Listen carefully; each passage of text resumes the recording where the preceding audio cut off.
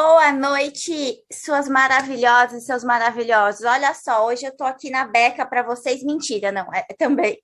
Estamos começando mais um Elas Sim e hoje o papo é de mobilidade urbana e junto comigo temos Daila Mendes, maravilhosa, como sempre, e Jaqueline David, publicitária e ativista, e vai falar mais para gente de mobilidade. Vem cá, cheguem mais, meninas. Oiê, gente, vamos nessa hoje com uma convidada super especial que eu conheço intimamente, particularmente, trabalhamos juntas e é um grande prazer dividir aí a trajetória com Jaque. Ela tem um trabalho incrível em mobilidade urbana e social e é lógico que a gente convidou ela para poder contar um pouco dessa trajetória e principalmente desse propósito, né, que é tão potente. Vamos começar do começo, porque assim pode ser muita coisa, mobilidade, aí estão me mexendo, urbana, cidade, mas é mais do que isso, não? Verdade, é muito mais do que isso, na verdade, é muito além disso, né? É muito além de se mexer, é muito além de se locomover, né? A gente precisa ter um entendimento ampliado mesmo do que é mobilidade urbana e entender que a mobilidade urbana é, de fato, o que possibilita a mobilidade social. Quando a gente vai olhar, né, e assim, a minha área é da comunicação, da publicidade, e quando eu me interesso por esse lugar, eu vou cair lá na arquitetura, no urbanismo, enfim, vou ampliar os meus olhares para a cidade, no sentido de entender como que as cidades são formadas, e aí depois de como as cidades são formadas, por que que tem necessidades diferentes e específicas de mobilidade.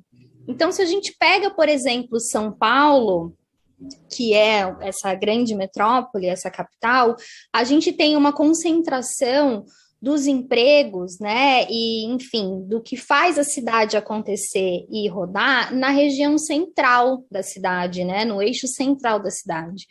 No entanto, a maior parte das pessoas que estão ali nesse eixo central trabalhando moram aos arredores e nas bordas da cidade, ou que a gente diz nas franjas da cidade, ou como algumas pessoas costumam dizer, nas periferias.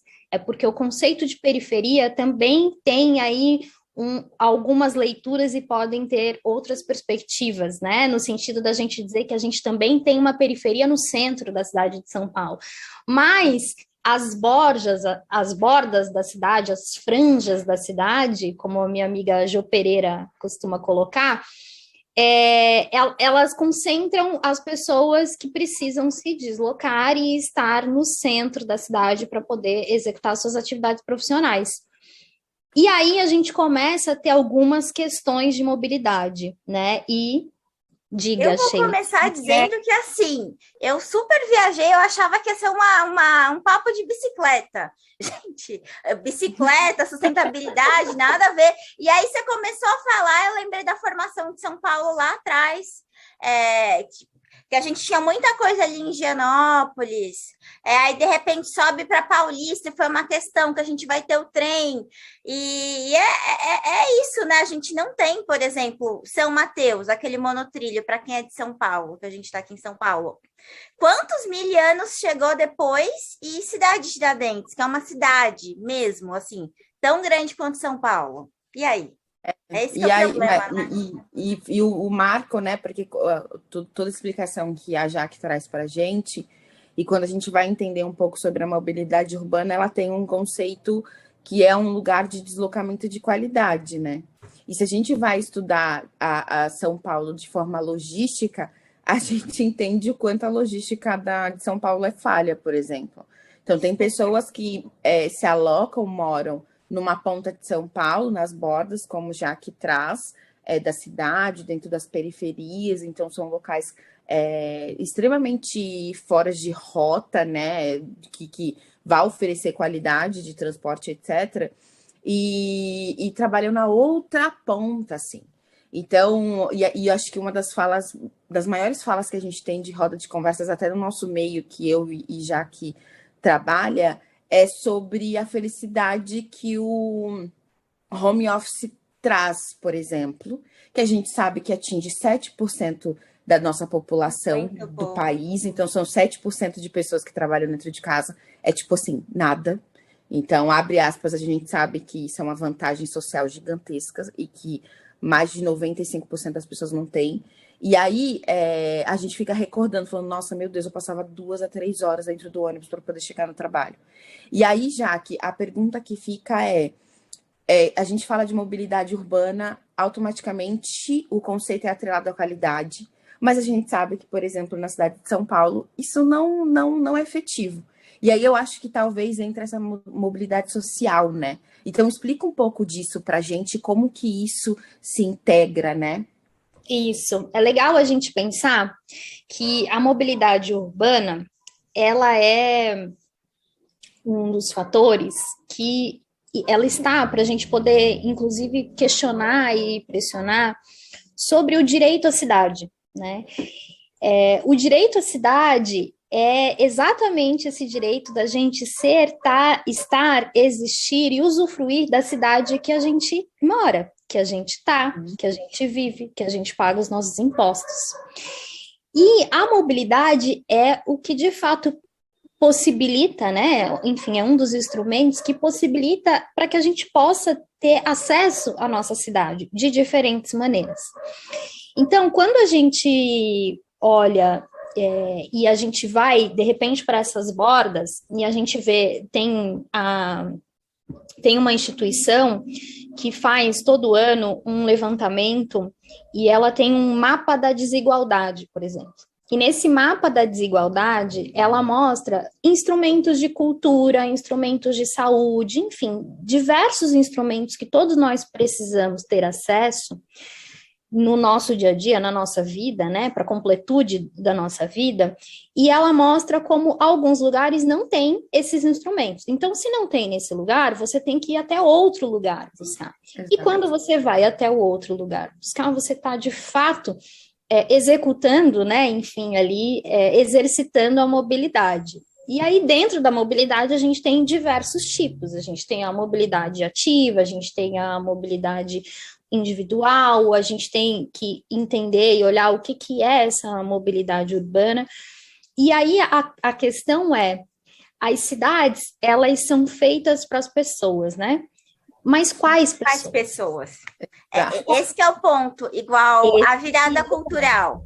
Tem mais polos, tem mais palcos, mas era uma coisa que, sei lá, 10 anos atrás isso não era tão explorado quanto é hoje em dia. Porque se você tá no seu bairro, não tem uma praça, igual onde eu moro, tem um monte de praça. Eu chego de ônibus, de metrô, a pé, de bicicleta, e aí eu paro para pensar, por que eu escolhi esse lugar? Porque é estratégico, mas quem pode pagar? Sim. E aí tem uma outra história, uma escolha. Se sou eu fazendo minha unha, se sou eu limpando minha casa, porque eu estou escolhendo um negócio em vez de outro. E quem não pode escolher? E aí você não tem a escola. Ou às vezes, sei lá, tem ainda, infelizmente, ou felizmente, né, o Brasil, esse país escravocrata. A gente tem muitas pessoas as pessoas que auxiliam em casa. E aí, às vezes, ela tem uma prole e leva a criança, e aí não pode matricular a criança na escola, porque ela não mora naquele bairro, e assim, seria uma escola melhor, o horário para trazer a criança junto. Como isso é um desafeto, né? Essa cidade é para quem? Mesmo na verdade, vacina, faltando vacina nas bordas, e aí a pessoa não tinha que pôr o comprovante de endereço. Exato. E a gente pode até citar o caso Miguel, né, gente? Que eu acho que fica um retrato claro. Até polêmico, mais sensível, mas a gente pode citar o caso Miguel, por exemplo, de uma mãe que trabalhava dentro de uma casa, de um lugar, e que levava o seu filho, alocava, porque, né, para poder ela manter ele perto, para poder estar mais participativo, e aconteceu o que aconteceu. Então, de todo jeito, a gente está suscetível a uma violência muito gigantesca, né, em corpos pretos e mães e vivências pretas. E aí, quando a gente vai para esse mapa de desigualdade, Jaque, eu até vou abrir aspas aqui, teve um projeto há um tempão atrás que eu fiz, e que a gente chegou em um lugar que, hoje em dia, o transporte e os acessos são muito mais fáceis e tá ali a postos de todos. E aí eu trouxe, de forma muito ferrenha, que não. E na mesma semana desse projeto que eu estava fazendo, eu descobri uma entrevista, a verbalização de uma professora que dava aulas na cidade de Tiradentes. E que ia ter um passeio dentro das escolas e que esse passeio tinha um valor simbólico que quase nenhum pai pode pagar, mas teve um esforço dentro da escola para, de fato, conseguir, né, levar essas crianças para o Ibirapuera, conhecer e tudo mais. E ela relata dentro desse lugar o quanto as crianças ficavam chocadas, até com uma lixeira no Ibirapuera. E aí eu trouxe isso, eu fiz uma analogia bem gigante e defendi que não, e que existem pessoas dentro das bordas dessa cidade que sequer chegou na Paulista, que sequer conhecem os centros. E as pessoas, e quando a gente participa de bolhas, a gente acha que não, que tá tudo certo, todo mundo tem bilhete único, todo mundo tem 4,40 para ir para voltar, precisa de um mínimo de lanche, né? Porque talvez, se você for, você não vai ter nem, sei lá, R$ 20 para poder comer um lanchinho, para poder não ficar passando fome no teu passeio, que era para ser prazeroso. E aí as pessoas ficaram extremamente chocadas com os dados que estavam trazendo, porque, de novo, a gente vive dentro de bolhas que acha que todo mundo tem acesso. Então, que todo mundo já pegou o metrô, que todo mundo pega o ônibus, por mais que demore, por exemplo, um Parque Dom Pedro da cidade de Tiradentes ao centro, ao Paraíso, demora 3h30.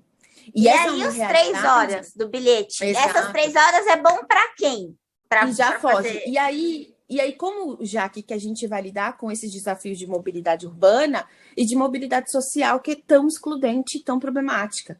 Porque não é todo mundo que tem acesso. E aí, como que trabalhar isso de forma efetiva, sabe? E que, de novo, gritar e discutir sobre mobilidade urbana, que é um lugar ainda que é discutido, mas de uma forma muito tímida ainda, né? Não é como a gente necessita, é necessário repensar nessa logística da cidade e nessa mobilidade de forma mais qualitativa, né? O que você traz para a gente com esse olhar, assim? A gente tem alguns instrumentos, né, que fazem, enfim, contraponto às propostas governamentais em todas as esferas, né, federal, municipal, estadual, para que a gente consiga ter um olhar, pelo menos, no mínimo, melhor representativo, né, e para que a gente consiga, digamos, salvaguardar aí algumas necessidades. Um desses instrumentos é o plano diretor, por exemplo. Né? Então, o plano diretor é algo que é discutido de tempos em tempos e é algo que precisa da participação pública para ser discutido, exatamente porque faz essas interferências na cidade. Né? É importante a gente lembrar que uma cidade, hoje, no nosso país, ela é construída a partir dos interesses imobiliários. Então, como funciona? Eu queria fazer uma pausa antes. O que é o plano diretor? Que muita gente não vai saber o que é, então fala o que é e volta, por favor. Legal. O plano diretor é um instrumento que regulamenta essas questões imobiliárias na cidade. Tudo bem, falei aqui de um jeito meio grosseiro, assim e tal, mas é mais ou menos isso, né? Então, o plano diretor é o que diz o que vai poder e o que não vai poder acontecer do ponto de vista imobiliário naquela região nos próximos tempos, X tempos. Então, como que é isso? Existe uma incorporação, enfim, uma organização que vai em algum lugar da cidade, pega aquele lugar da cidade e fala, bom, este lugar da cidade agora vai ser um lugar da cidade com essas características. E as pessoas que vão morar aqui, neste lugar da cidade, vão ter estas necessidades. E, a partir disso, começa-se um movimento naquela região da cidade para essa situação. A gente pode ver, por exemplo, hoje o centro da cidade de São Paulo sendo tomado por construções novas, né? E aquela população que está ali já há mais tempo saindo dali, migrando para outros espaços. Assim como aconteceu em outras regiões da cidade de São Paulo. Uma coisa que eu acho que o IPTU é uma forma das prefeituras fazerem esse deslocamento, não é o fato de você subir, não tem baseado em nada que o IPTU sobe, às vezes você não tem infraestrutura zero no seu bairro, em São Paulo, que pelo dinheiro que entra devia ser bem melhor, porque às vezes eu fico pensando, você expulsa as pessoas, comprei minha casa há 40 anos atrás. A casa é minha. E aí, de repente, nos últimos 5 anos, o valor do IPTU quintuplica. Você pagava, tipo, R$ 500 de IPTU e aí você vai ter que pagar 10 mil. Não é uma forma de expulsar, sem falar que você está expulsando? Com certeza. Toda forma financeira, né, num país do tamanho da desigualdade que a gente tem, é necessariamente uma forma de exclusão. Não, isso vale para tudo, né? Vale para todas as condições. Tudo que a gente for falar de dinheiro, a gente tem que entender que a gente está falando com determinados tipos de pessoas, ponto. Quanto mais for necessário dinheiro, menos pessoas a gente está falando, menos pessoas vão conseguir chegar nisso e atingir isso. Então, isso não tem discussão em relação a isso. Então, nessa situação de que a gente precisa ficar atento, né? E aí vem um outro lugar que a mobilidade traz e que exige, que é o lugar político de todas as pessoas, né? O lugar político não partidário, mas o lugar político do sujeito político e não do objeto da política. E não do objeto da política, né? Então, como ser sujeito político, a gente precisa ficar atento e acompanhar essas situações. Então, acompanhar esses instrumentos, acompanhar essas diretrizes governamentais, institucionais, né? Federais, municipais, estaduais. A gente precisa ficar nisso para que a gente consiga manter algumas coisas e conquistar outras dos nossos direitos, né? Então, é isso, a gente precisa estar atento o que a zeladoria da cidade está fazendo. A zeladoria é responsável, por exemplo, por tapar os buracos, por cuidar da iluminação pública. A zeladoria aqui no meu bairro está funcionando? Não está. Ah, não está funcionando, mas quem foi o vereador que o meu bairro elegeu? Então, eu vou lá nesse vereador, o vereador tem que me atender, por que não está funcionando, o que está acontecendo? Né? Cada bairro tem um vereador por bairro? Existe? Não, cada bairro... Prefeituras, né? Exato. Os bairros estão organizados, né, a partir das subprefeituras, cada subprefeitura tem sim a sua zeladoria, né? E aí é esse local que você tem que procurar. Mas, por exemplo, quanto mais na borda, tem menos subprefeitura ou não? Estou equivocada. Não.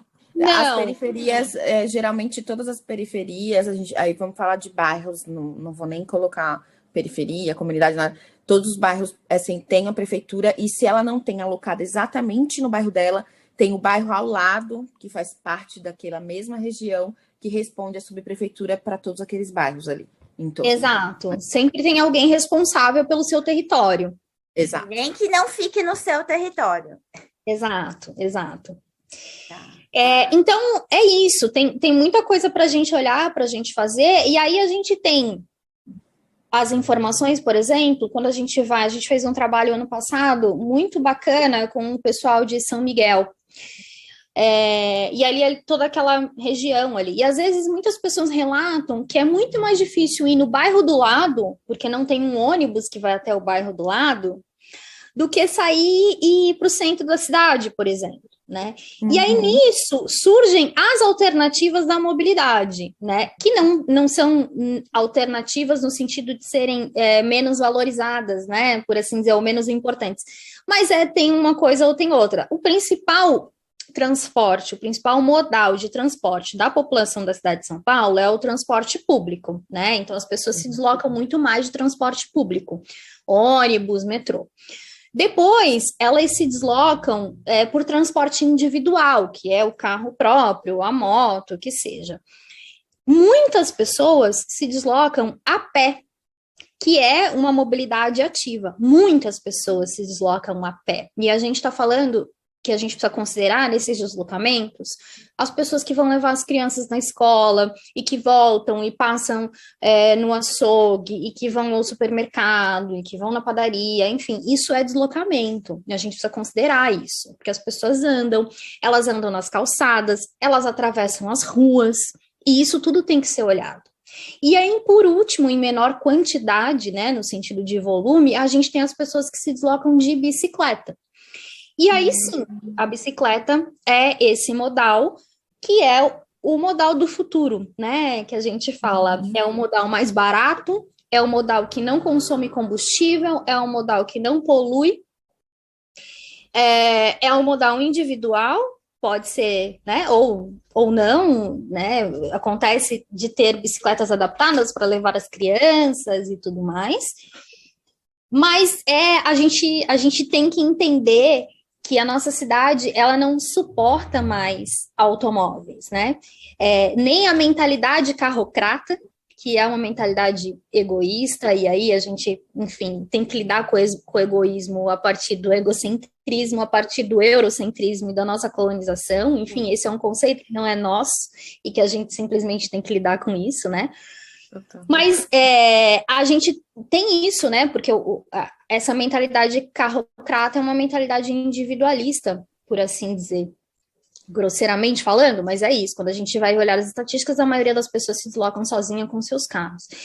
E a bicicleta, ela ocupa muito menos de tudo. Então, ocupa menos do mundo, ocupa menos do espaço, né?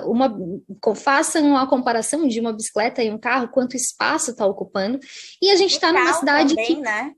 Na verdade, tem o metal para você produzir um carro. Você coloca muito mais elementos tóxicos que o mundo, o planeta Terra não consegue mais absorver.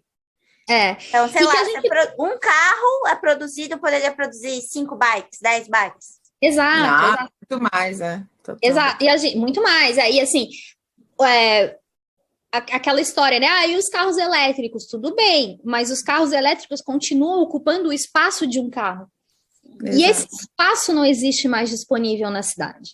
Né? Sabe o que eu acho um absurdo? Às vezes você tá lá no transporte público, um ônibus cheio de gente, e aí tem aquele carro que quer passar no vermelho ou cruzar onde não pode, e às vezes vai correr o risco de 50, 80 pessoas se acidentarem porque um ser humano não podia esperar. Mas isso é muito normal, gente. Eu vejo por dia 50 tinha que ter muita multa para isso. 50 mil barbeiragens, assim, coisas absurdas. Esses tempos, sei lá, semanas atrás, eu cheguei super assustada em casa do Uber, que quase bateu de frente com o ônibus, por exemplo. Mas o errado, por exemplo, não foi ele, era o motorista de ônibus.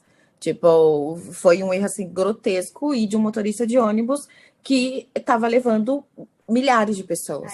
Então, ele ia condenar, principalmente eu e o Uber, porque é um carro pequeno, então não tem como a gente comparar, né, a força de um carro gigantesco, de um ônibus com um carro, e todas as pessoas poderiam se ferir dentro daquele transporte. Então, existe também, como a Jaque traz esse lugar de não pensar no outro mesmo, de ser individualista e egoísta, etc., que é um senso que não parte de nós, né? Ele é eurocêntrico total. E, infelizmente, a gente cresceu vivendo e sendo educado nesse formato, né? Porque a gente teve identidades e vários aspectos anulados. Então, existe esse lugar de um novo desenho cultural também, né?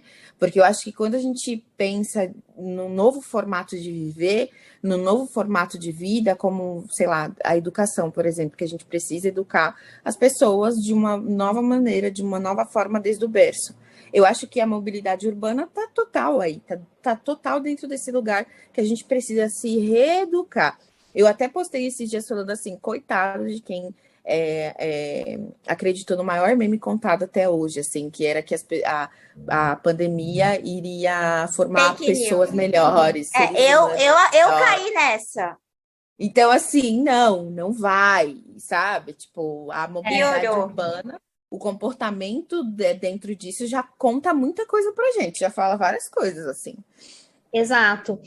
E, enfim, e aí a gente tem muitas coisas, né, para a gente olhar. Então, tipo, por exemplo, na lei do trânsito, o maior protege o menor. E isso tem que ser, né? Então, o ônibus tem que proteger o carro tem que proteger a moto tem que proteger o ciclista tem que proteger o pedestre. Se a gente for numa linha cronológica dessa maneira, né? Mas é isso, a gente precisa prestar atenção. E a gente só consegue prestar atenção quando a gente experimenta.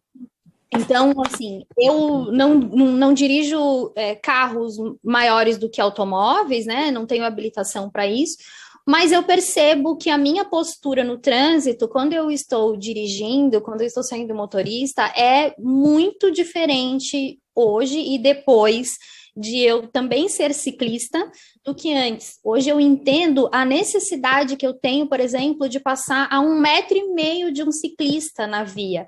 Porque menos do que isso, a gente tem muito a sensação de que a gente vai morrer naquele momento e que o carro vai passar em cima da gente. E poderia, mas eu queria falar, gente, vocês ciclistas, eu quase fui 3 vezes atropelada por ciclistas diferentes que não respeitam farol e vem a milhão. Gente, pedestre menor que ciclista. Exato. E já que, assim, para a gente fechar um pouquinho, você falou essa história da zeladoria, quais seriam outras formas da população melhorar o seu entorno, melhorar essa mobilidade urbana?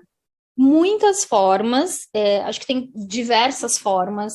Cada território, é sempre importante que cada território consiga se organizar e entender as necessidades do seu território e buscar pelas melhorias do seu território, né? O que ali que precisa acontecer e o que está ali no entorno que é importante fazer. Eu deixo aqui, por último, 3 referências para as pessoas procurarem saber mais sobre esse assunto. Então, uma referência é a ciclocidade, né? Então, é o @ciclocidade, para as pessoas poderem olhar, acompanhar. A ciclocidade tem uma incidência muito importante há mais de 10 anos na cidade de São Paulo, e ela está ali realmente com uma atuação muito séria.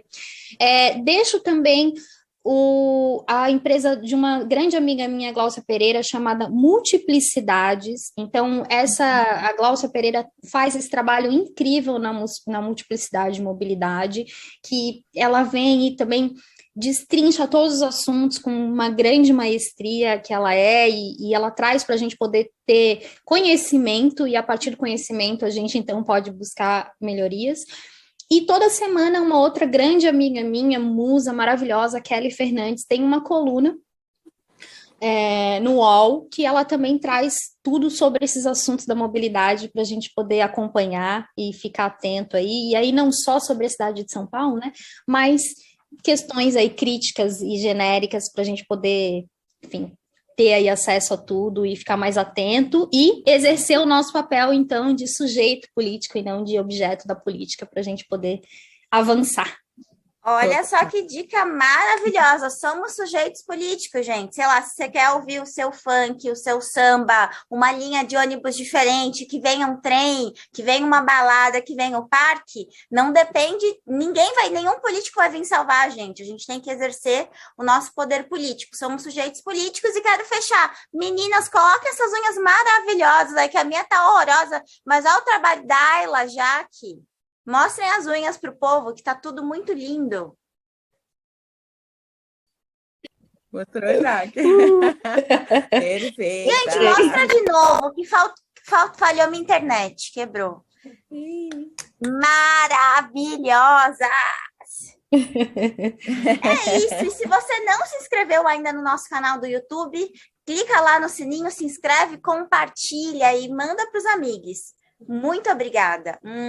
Beijo, Jaque. Muito obrigada. Prazer é meu. Obrigada.